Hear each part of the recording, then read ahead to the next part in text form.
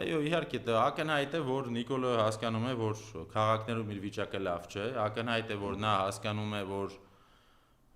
պետք է մաքսիմալ աշխատի այն զանգվածի, այն էլեկտորատի հետ, որը դեռ իր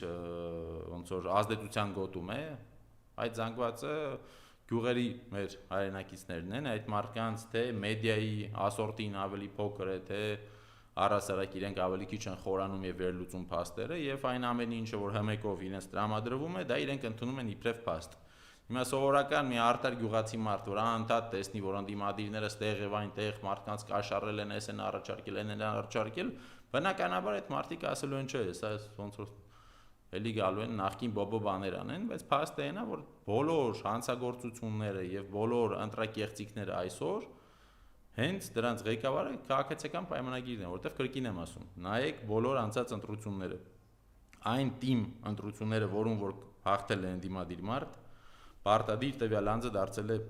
հանցագործ, որովհետև հայտնվել է կալանավայրում։ Տեսեք այն բոլոր հմտությունները եւ հնարքները, որոնք որ նրանք օգտագործում են, որպեսզի դաղալ խաղ խաղան եւ հասնեն վերարտադրման։ Հիշեք Էջմիածին քաղաքը, որ պարզապես հասկանալով, որ քաղաքի ներսում ունեն խնդիր, մի ամբողջ գյուղական համայնք կպցրեցին Էջմիածնին, որպեսզի ստանան իրենց ուզած արդյունքը։ Երևանում այդքան խախտումներ, այդքան տարատեսակ հետընտրական, նախընտրական կեղծիքների արդյունքում միևնույն է չկարողացան հասնել իրենց ուզած ռեզուլտատին, ստիպած գնացին համագործակցության մի խմբակցության հետ, որը բարի բուն իմաստով այդ խմբակցությունը իր քվեն ստացել էր Նիկոլին հայոյելու հաշվին։ Բայց այդ մարդիկ քանի որ չունեն որևէ կարմիր գիծ, որևէ լիմիտ, որը որ տեսնում են, այդ դրանից ավել իրենք իրենց թույլ չեն կարող տալ նվաստանալ, այդ մարդիկ ունեն մեկ նպատակ՝ վերարտադրվել ցանկացած գնով։ Լինի դա Վարդան Ղուկասյանի հայոյանքը ընդունելը, թե մնացած ամեն ինչը։ Այսօր մենք տեսնում ենք, որ իրենք փաստացի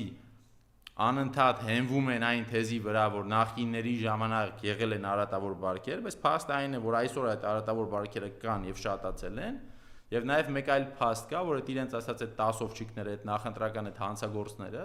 դրանց 90% այսօր, որոնք այն ժամանակ նախկին իշխանությունների համար էին աշխատում, այսօր քպեական են։ Եվ դա ամենակործանարար մարդու տեսակն է մեր ազգի համար, մեր պետականության համար, նրանք, ովքեր ամեն անգամ պատրաստ են գործող իշխանությունների ոտքերը լվալ եւ ջուրը խմել։